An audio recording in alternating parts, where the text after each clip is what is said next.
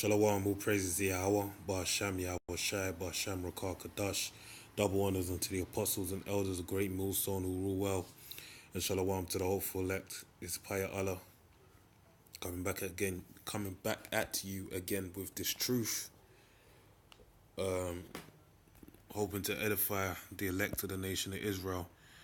I haven't got a title for this video as of yet, but this is addressing Alazay, Gorilla Hebrew, or Alazar, High Priest Alazar, as he likes to call himself, or Gorilla Hebrew, as he also likes to call himself. Basically, the fact that he said he wants to get a shirt printed, being called writing Black Identity Extremists. Now, first and foremost, this man is no representation of the spirit of Yahweh Ba'asham Yahweh Shai.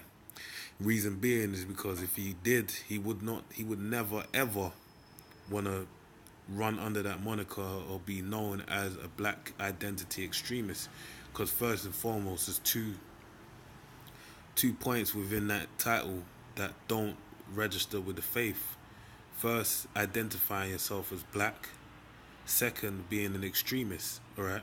Because the Lord, when you deal with the nations, when the nations were established upon the earth, the Bible, which our faith is rooted in, and our identity is also rooted in, declares no nation to be named by a color, except for one, funny enough, which is a nation that named all nations today by color, alright, which is Esau, Edom, which is goes under the name today of the so-called white man, because white represents purity, and that's why we're known as black people, because black depicts, evil, dirty, and all those bad names. Okay, so by you identifying yourself as black, first and foremost, is against the Bible, man. You're not identifying yourself as an Israelite, you're identifying yourself as black. But the Jews are black, alright? As it tells you in Jeremiah 14:2, it tells you they're black like onto the ground. But obviously black, we understand that it looks so dark that it comes across as it is black, but really it's a dark brown, a dark hue of brown. And that's us, man, the so-called Negroes, Hispanics, and Native Americans. They are the real people, the true Jews of the Bible, true Israelites of the Bible. And second of all, we're not extremists, okay? Because what is extreme about us reading from the Bible, okay? It says we're going to be made a spectacle. It didn't say we're going to be made extremists. I mean, Esau is definitely going to make us out to be extremists, and that's why he's doing this, by identifying us as black identity extremists. But in terms of us running with that name, that's not something that we put on ourselves, okay? Because there's nothing extreme what we're doing. We're reading a pretty straightforward thing, the prophecy of Yahweh Ba'asham Yahweh Shai, things that are going to come, alright? Like the apostles said, we're weathermen. We're basically making reports of the weather to come, and we're making it known. But now, because I tell you the truth, I become thy enemy, and that is the truth. Okay, going back into the time to when we were in the nation of Israel, you had our people basically killing us. Jerusalem, thou that killest the prophets. They were killing us because to put an end to hearing the word of the Heavenly Father. And Esau is no different, because basically the words that we're saying unto Esau, the so-called white man, he should have no problem with them. He's swearing in on the Bible, makes people criminals and innocent criminals, the guilty and the innocent, swearing on the Bible in court. If you hold that book in such high esteem that someone lying upon it should be seen as a great, a detriment unto themselves, why then, when people open a book and say the words and publish them out on the highways and byways, is it such a problem? It shouldn't be a problem, all right? But we understand what it is. This is all being done to make us extremists, and to basically make us out to be liars, and to be, not who we really are. So this is Psalms 83:1. Keep thou a song or psalms of Asaph. Keep not thou silence, O Most High. Hold not thy peace, and be not still, O Yahweh. For lo, thine enemies make a tumult, and they that hate thee have lifted up the head. Alright? And that's all these other nations, which is going to go on to say, because a tumult means a noise. Okay? And we could say conspiracy, conspiring together, because the word conspire means to breathe together. So that's what they do in these crafty councils, which is going to go to speak on, to go forward and speak upon. They have taken crafty counsel against thy people and consulted against thy hidden ones. Alright? And what was that crafty counsel? Okay, by putting us into slavery. Really, the New World Order, NWO, New World Order agenda. Alright? All these different, and you have these different King Alfred Plan, Rex 84, Project Megiddo, Agenda 21, all these different agendas that New World Order has basically ready. Salakia. All these New World agendas that these elites have ready to be put into play. Basically, they're all going to be done so that Esau, really it goes back to the Bible, it goes back to the book of Genesis, the 25th chapter, when Esau and Jacob was in the womb of Rebekah. Okay, one nation shall be stronger than the other, and the elder shall serve the younger. Alright, Esau basically selling his birthright as a firstborn onto Jacob, and then our forefather Jacob basically fulfilling the nomen of his name, which means supplanting Isaac into the blessing of Esau, and then Esau basically seeking a way to gain back his birthright. Alright, as it also tells you in the book of Hebrews. So this is all that playing out in this day and age. Esau is trying to find a way to obtain his blessing. And that's why they took crafty counsel against the Most High's people and consulted against thy hidden ones. We're the hidden ones. We're similar to, that's why Superman, the movie Superman, his true name, according to his Kryptonian name, was Kal-El, which really is Qual Allah, which means voice of God. Who's the voice of God? Who was the word? A voice is made by what words being put together into sentences. That's Yahweh Shai. Yahweh Shai was a word. Okay?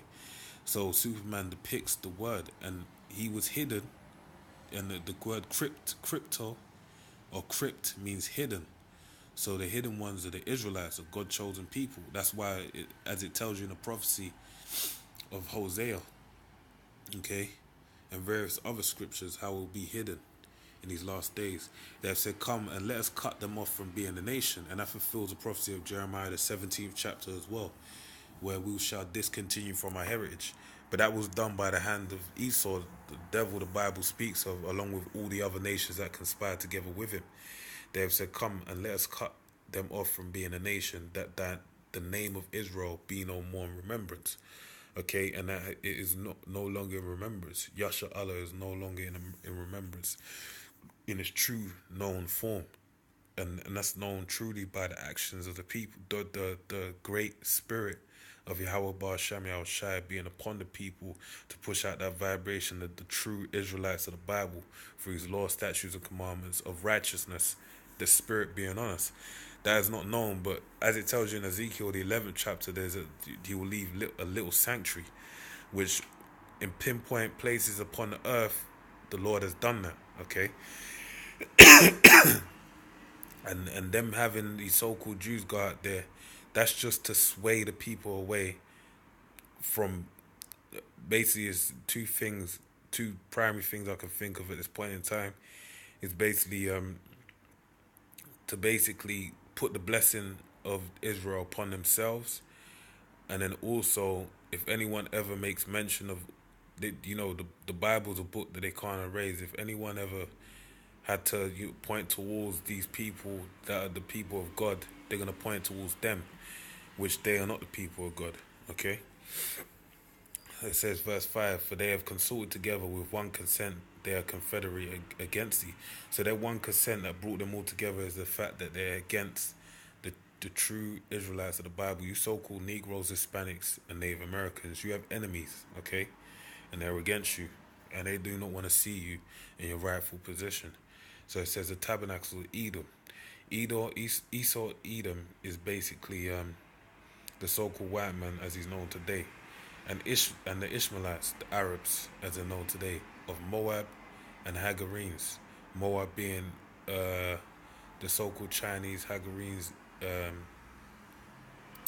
Africans, Gebal, Ammon being the Japanese, and Amalek being the chief house of Esau Edom, being the so-called Jews. Okay, and it goes on to outline many more different nations, okay, who are confederate against us. Okay, so they are enemies. That's the reason why this black identity extremist has come to the forefront as it is today. It's come to demonize us. We are Israelites. Okay, we're the descendants of the man known as Jacob, who got his name changed to Israel after wrestling an angel. That is an issue. Okay, when you say you're Israelite, you're embodying that spirit. Okay, the name Israel, Yasha Allah, means he, Yah, he, Shah, Prince, Allah, power. He is a prince of power. Do you know how powerful that name is?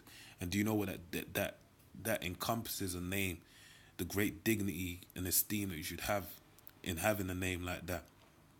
And the fact that their name was placed upon Jacob after he wrestled the angel, that's empowering information. Now, black, that's a whole different wavelength, okay? And the fact that a man like Sakari, all right, is taking on that name shows that he is a simple-minded Negro, okay? Because you ain't thinking straight, all right? To actually want to be called a black identity extremist. No, we know our identity. We're Israelites, man. And you as a Levite, the way you like to, make it known that you're a Levite, you should be totally against that, okay? So Esau is being the devil hiding our true identity because it will glorify us, but it demonize him, man. All right, and this is what you're doing,